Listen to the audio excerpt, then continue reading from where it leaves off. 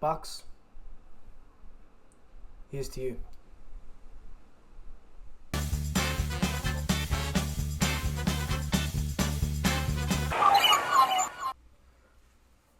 What is going on, Swoopers? Welcome back to another episode of Swoop Luke.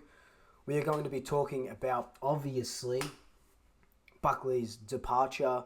These are just going to be my raw-ish thoughts because I already had a bit of an Instagram live when the news dropped. God, where do we start? I guess we start at the beginning. We'll cover his coaching journey. We'll touch on his playing career because it's not really about his playing career, but we'll touch on it anyway. And then obviously I would love to know all of your thoughts in the comments. So let's get into it. So today, out of absolutely nowhere, left field for us supporters anyway, Buckley steps down from the Collingwood Football Club, and it was absolute pandemonium on Twitter, Instagram, Facebook, every single social media account. Nobody saw this coming at all. Obviously the board and Buckley did, but no one else. It dropped at about 10 o'clock this morning. I was at work, and then I was just, I got a message from my mate, and he's like, dude, Buckley. I go, what? He goes, it's over. I go, what the hell are you talking about? Jumped on Twitter, bang. Buckley, the news broke that he was stepping down after the Queen's birthday game.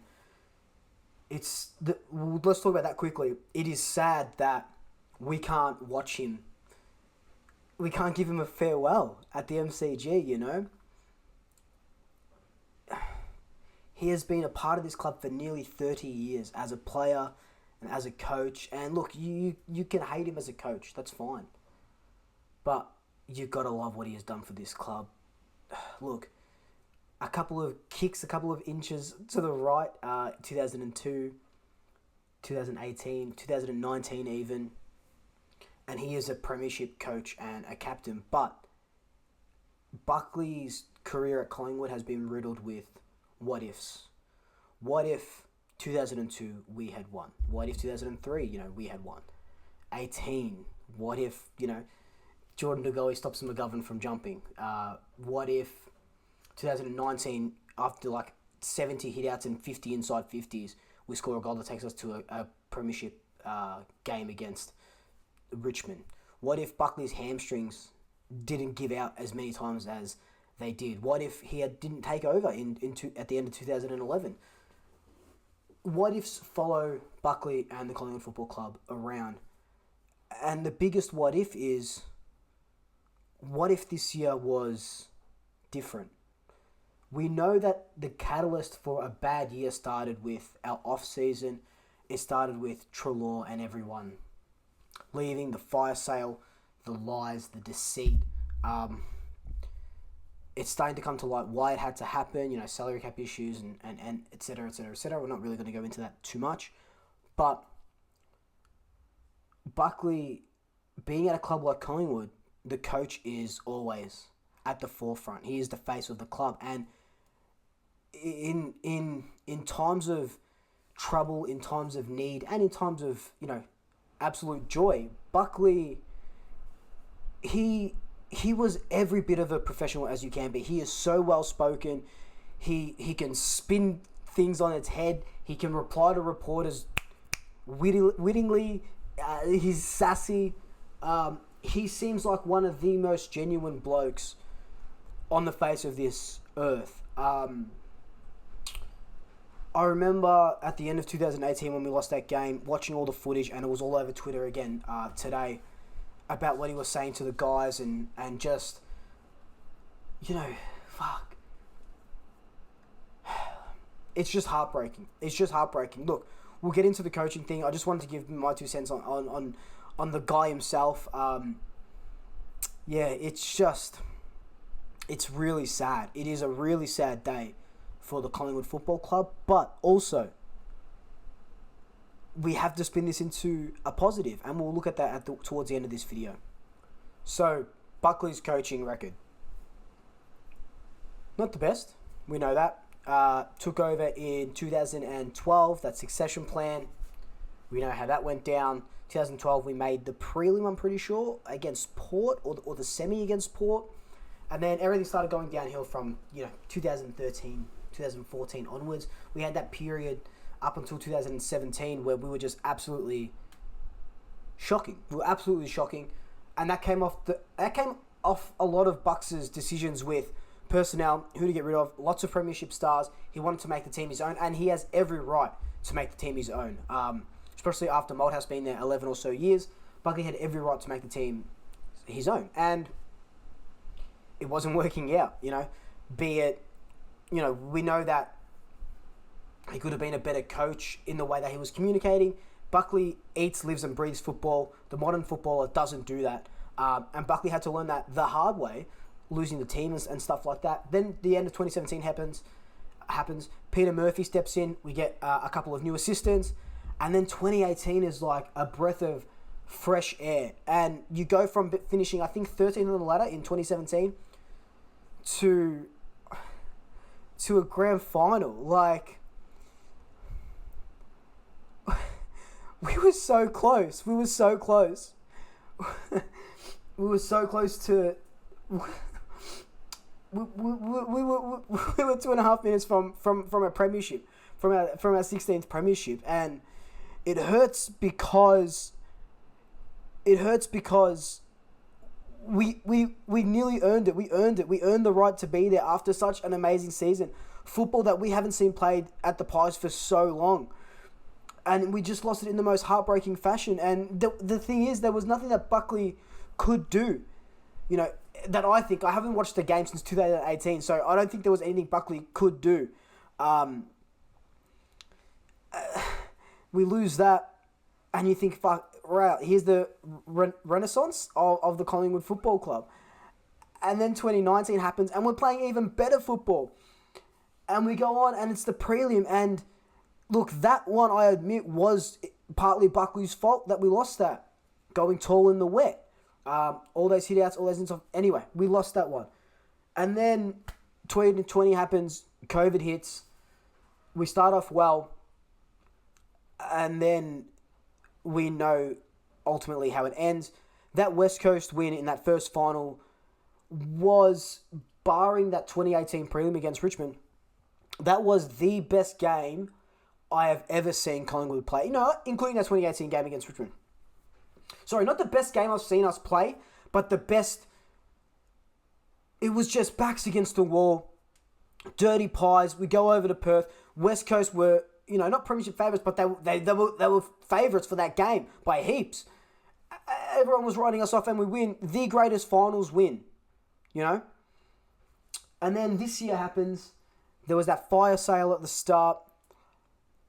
And we're 3-9, I want to say, off the top of my head. 3-9. And look, I'll admit, in that 2013-2017 period, I was very much a Buckley hater. I think he shouldn't have been at the club. I was younger then. I didn't really know what was going on. Now looking back at it, you can kind of see that his assistants weren't great, because you can see what happened in 2018, 2019 when we do have those great assistants, and then you can see in 2020 what happens when we don't have those assistants. So, it comes around to the personnel he kept around him and the club would give him.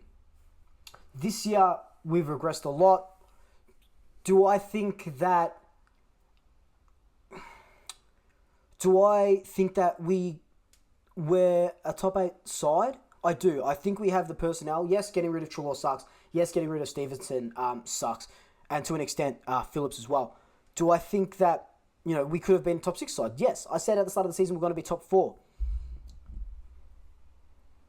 A lot of this comes down to, this year anyway, it came down to game plan. Buckley loves his defensive game plan, and you can have a great defense, but you have to have a good offense as well. And our game plan didn't allow us to score. It allowed us to keep teams from winning, but it didn't allow us to score. So that's one. This year, though, I was very much on board for giving Buckley another year or so with good assistance. Get Lepic in, right? Get maybe Craig McRae or get Sam Mitchell as a succession plan. Get good people in to help him. Because we know what happened in 2018. We know what happened in 2019. Get people to help him out. It wasn't to be. It wasn't to be. And it's sad. It really, really, really is sad. You know, there's this whole EGM thing that I'm so against, but there's this whole EGM thing, and they wanted Buckley out. And look, a lot of the supporters who weren't for the EGM still wanted Buckley out, and I get that. I understand that. At points, I wanted Buckley out, right? But in this scenario, you can have your cake and you can eat it too, because you can absolutely adore the man, but you can still want him out because of the way that we're playing. That's fine. You can want him out at 1 week, and then later you can say, oh, actually, no, he's showing a little bit here. Maybe he's learning. Maybe he's adapting. But in the end, it's 10 years without that ultimate success. And football is a win-loss premiership game. Look at Carlton, right? They were supposed to be the almighty at the moment, and David Teague's on the block, you know? Look at Hawthorn. And then, you know, look at us. And Buckley stepping down today, I think the board didn't push him out at all. I don't think it was a board decision. I think it was Buckley and Graham Wright's decision. Buckley kept saying he had the passion for it, but maybe he didn't. That could have just been a front. You know what I mean? Coaches lie to the media all the time, okay? God, it's just I can't gather all my thoughts, and I know I'm going to miss important points because I haven't pointed any of these out. What I'm just trying to say is we have lost arguably one of the top 3 greatest players of all time. Coventry, Buckley, and Pendles. Any one of them can be 1, 2, and 3. Any one of them can be number 1, right? Sure, Buckley doesn't have a flag. He coached us, or assistant coached us in 2010.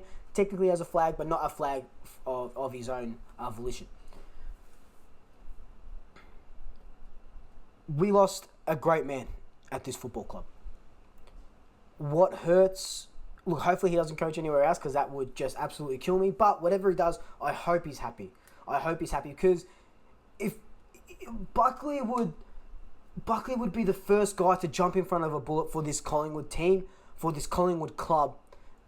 And every week he's hard on the line. He bleeds black and white. He's the epitome of a Collingwood person, of the mantra side by side.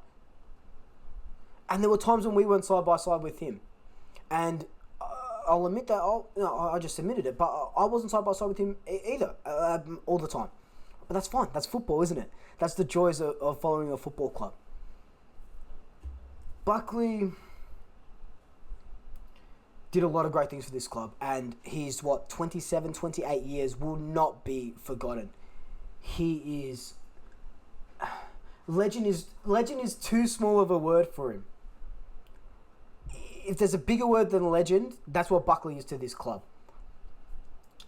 It sucks that he had to go this way, but I would rather him leave on his own merits, pick his own time before the bye, which is perfect, than at the end of the season where 3 wins, 18, 19 losses, and they say, we're not extending his contract, he's sacked. These talks have been happening for 6 months. Our next coach is not going to be coaching for the next 2-3 years. He's going to be coaching for the next 4 or 5 or 6 years. Can Buckley coach for 4 or 5 or 6 years? He said categorically he doesn't think he can. So good on him for stepping down. Good on him for taking that initiative. Where to from here? Look, we're going to search high and low. Every nook, every cranny for our next coach. Why I think it was the perfect time for Buckley to jump out? Because I feel like Carlton will be looking for a new coach. We have to get in there before Carlton do, right? Before we can start wooing Alistair Clarkson if that's who we're going for. Or Sam Mitchell. Or Chris Scott. Or fucking Ross. Whoever it may be. We'll talk about that in another video. But right now, you can think what you want about the board or what they've done, what their off-season occurred. But don't be celebrating Buckley's demise or him leaving the club because he commands your utmost respect. He is a legend of this football club, and I won't hear any slander to his name. It was the right time for him to go. Okay? It was the right time for him to go. We can all admit that. But no slander to his name. He would do anything for this club, even if it means stepping down from boys that he's passionate about, a club that he's passionate about, and just everything that he's passionate about. Buckley, again. Look, we didn't get that premiership success, man. I'm so sorry. My heart breaks for you. It does. But like you said, you're not unfulfilled. You've been at this club that you love for 27, 28 years. You've been through the highs and the lows. You've done, great things, and you've done some not so great things. I'm sure you won't shy away from that. But you are second to none. You are a champion, a legend, one of my heroes, and look, just thank you from the bottom of my black and white heart. Thank you so much for everything. You are something else. You're a champion. I goddamn love you, dude. And good luck for whatever. Even if you're coaching a different team, I wish you all the luck in the world. Hug your kids. Enjoy this last week. And when we're at the MCG and you get that lap of honor, oh man, it's going to be a sad day. But just know that we are all side by side with you. We really are. No matter our differences in game plan or coaching, and you know what I mean. It's just thank you, Buckley, Nathan Buckley, Nathan. I'm like talking to you like an old friend. Bucks, thank you so much. This one's for you. Love you, mate. Side by side.